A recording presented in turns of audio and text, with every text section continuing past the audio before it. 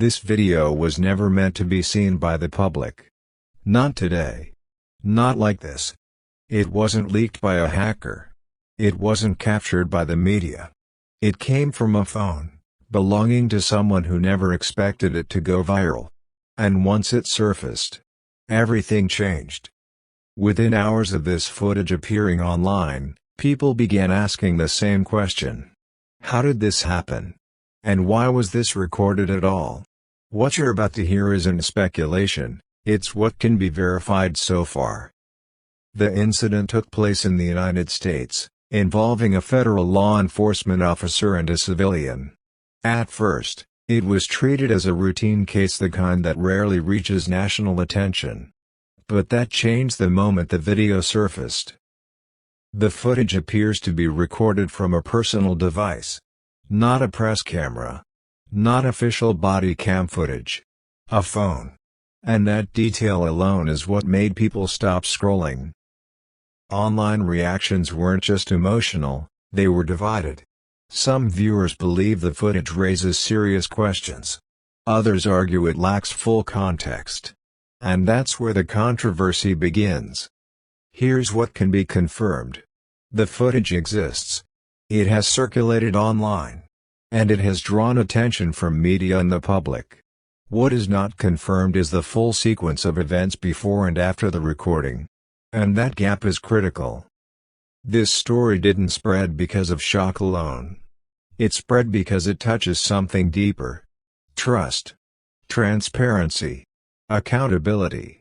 And once those words enter the conversation, attention follows.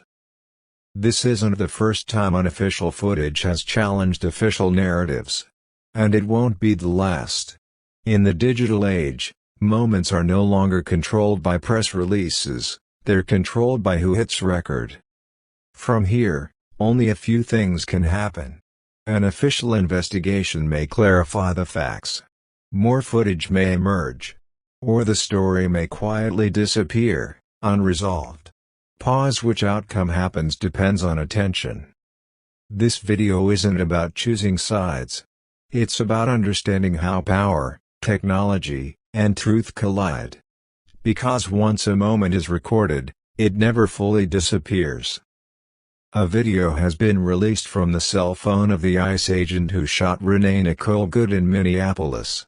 Renee's wife Rebecca antagonizing ICE agents just moments before Renee peeled off, clipping the agent, prompting him to open fire.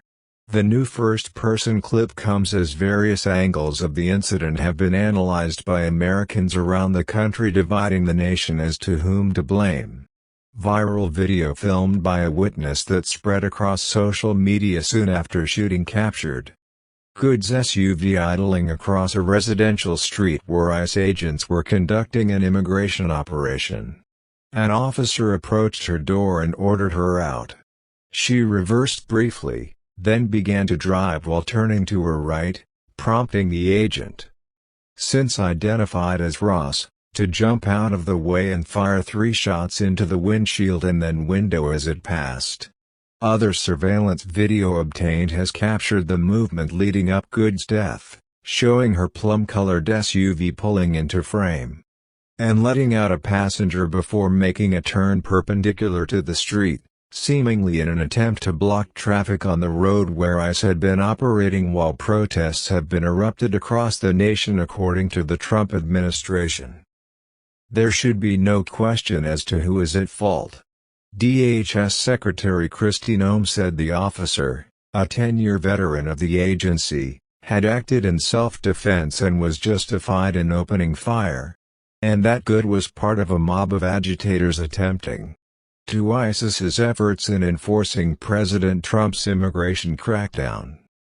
The reason this woman is dead is because she tried to ram somebody with her car and that guy acted in self-defense.